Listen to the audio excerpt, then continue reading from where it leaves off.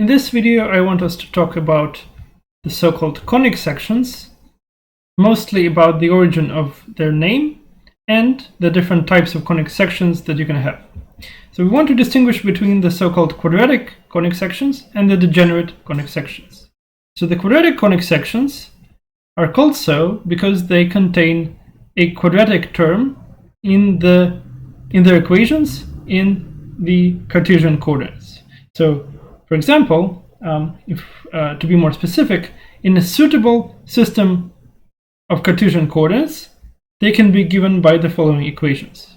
So parabola can be written as x squared equals 4py for some constant p. Hyperbola, or let's do the ellipse next. Ellipse can be given by the equation x squared over a squared plus y squared over b squared equals 1. And finally, hyperbola can be written as x squared over a squared minus y squared over b squared equals 1. And so this is for a suitable choice of the system of coordinates and for some values of the constants p, a, and b to be explained a little later. There are also the so-called degenerate conic sections. They are degenerate in the sense that you can choose a Cartesian system of coordinates so that to describe them in equations that do not contain quadratic terms. So just to give you some idea about how that would work. So a single point can be chosen, well, a Cartesian system of coordinates can be chosen that whichever point you like is placed at the origin. So you just have a fixed point at the plane. So let's say we have our origin placed at that exact point.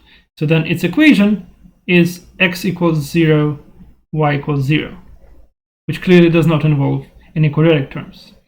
A line can be given by the equation y equals 0. It just coincides with the x-axis. If you have a line in the plane, you just say, okay, let me just choose my Cartesian coordinates so that this line is the x-axis. And finally, two lines can be always translated and rotated so that they intersect at the origin. So here we're specifically talking about intersecting lines. And so they can be made to intersect at the origin, and then their equation is y equals plus minus m times x. And so these are the degenerate cases. These are technically not the only representations that you can use. So for example, a single point, the origin, can also be written by a quadratic equation, like so.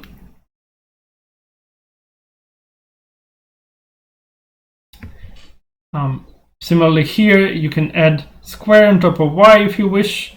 And here again, you can write this as y squared minus m squared x equals 0, minus m squared x squared equals 0, and then you get the exact same pair of lines. So in general, these are the only types of sets that you can obtain by intersecting a plane with a cone. And so this explains the name. Conic sections are the sets that can be obtained by intersecting a gray cone, like this in the figure to the right, with a yellow plane as shown here. So let us look at this figure in more detail now, and indeed verify that we can obtain all of these conic sections for different positions of the plane. So the idea is that you fix the gray cone and move the plane around to make their intersection, shown in black here, to take the shape of parabola, ellipse, hyperbola, and so on. So the way I will do it now is I have these two sliders, which will move the plane around. You see that I can move it up and down by changing offset. So offset basically just determines how far my plane is from the origin. And then I have another parameter, which is called slope, and it changes, well, the slope of my plane. So here I'm demonstrating the intersection shaped as an ellipse. I can make this ellipse a little bit more elongated. Let's see.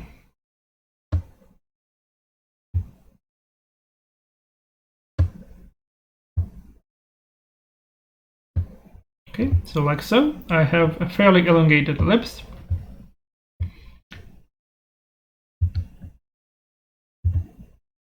Here's another example. So you see that by making the plane intersect a single part of the cone, so this is an infinite cone, it extends in both directions, up and down, and by making the yellow plane intersect only one half of it, I can achieve that the intersection be ellipse shaped like this. I can also make the intersection parabolic. That is achieved by making the plane, the yellow plane, parallel to the cone. So by making it parallel to this line here, the so-called generatrix of the cone, I can make the cross-section parabolic. So see here, I made the cutting plane parallel to the cone, and the result is a parabolic intersection, shown in black. And finally, just to demonstrate to you hyperbolic cross-section, by making the plane a bit more vertical, I can easily achieve the hyperbolic cross-section. So you see that this is a parabola. You can nicely,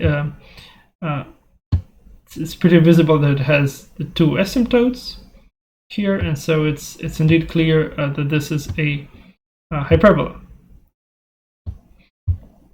Now let me move the plane a little bit so that we see the evolution of the cross-section. So this is the placement of the plane, which results in the hyperbolic cross-section. So the closer I get to the vertical placement of the plane, the more I get of a hyperbolic cross-section.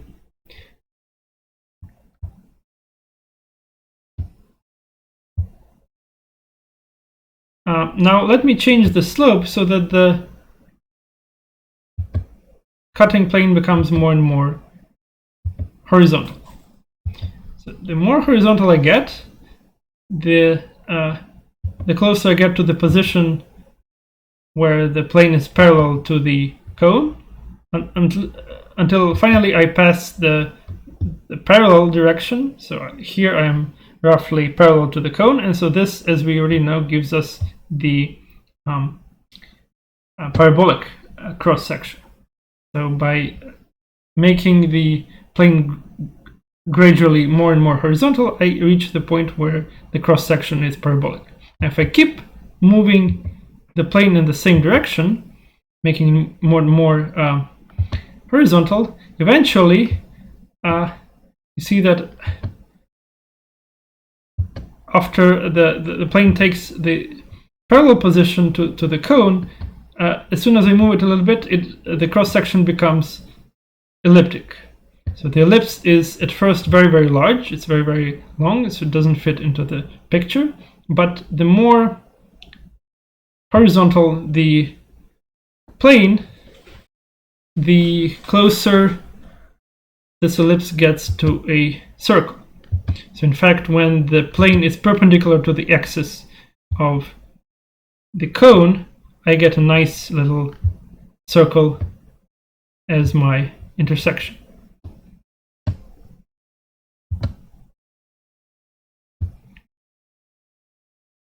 So this is the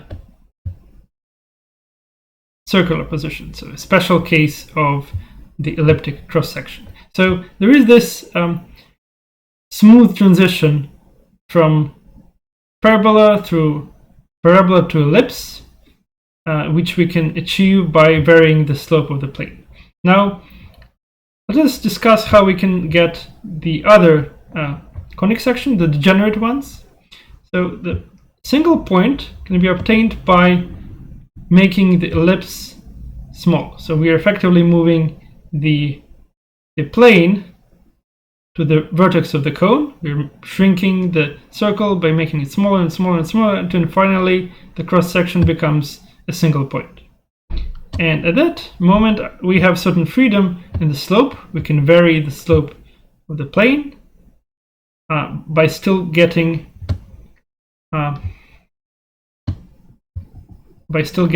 single point intersections between the plane and the cone.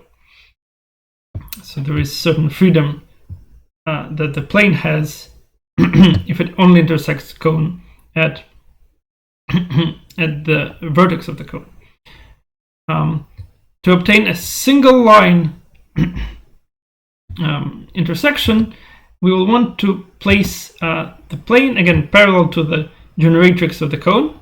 So this is a position which is similar to the one for parabola. So you see that now again the plane is parallel to the cone, but it's moved so that it intersects the cone along exactly one line. So you can see a part of this line here in black.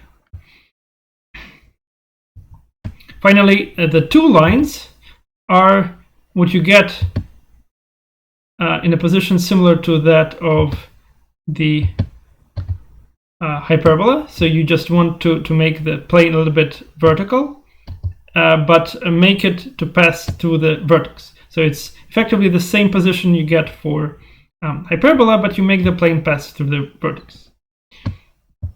And so we have thus obtained all the three degenerate curves as well. Now there is an interesting thing in that the three degenerate curves are similar, effectively degenerate positions for the three quadratic curves. And so the single point, for example, as we discussed, can be thought of as a limiting case of an ellipse when the ellipse shrinks to a single point. A line is a limiting position of a parabola in the following sense. So let us again go to the straight line intersection. So you see that here is a plane passing through the vertex of the cone and its direction is chosen parallel to the cone. Now if we move the plane a little bit in this direction, we get a very thin parabola.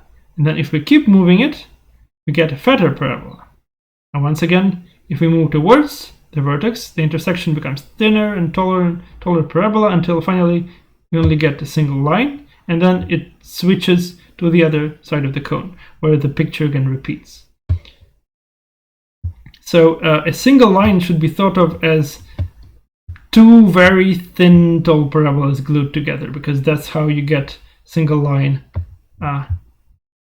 in the intersection with the cone. And finally, the hyperbola is the limiting case of hyperbola is two intersecting lines, like so, because again you see that this is a plane which is not parallel to the cone. It intersects both halves, but it passes through the vertex of the cone. Now if we move it away from the vertex a little bit, we get two parabolas. Two branches of hyperbola, like so. You see again, you see very nicely that there are asymptotes and so on. So this is hyperbola, and then if I move the plane away from the origin, I get fatter and wider branches of the hyperbola. But then as I move the plane to the origin, the branches are coming together.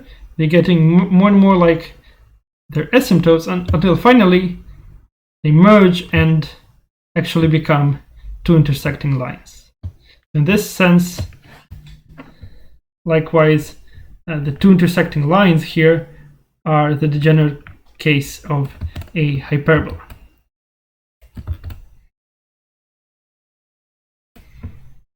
And so we have seen how all the conic sections listed here, both quadratic and degenerate ones, can be obtained by intersecting an infinite dual cone with a plane.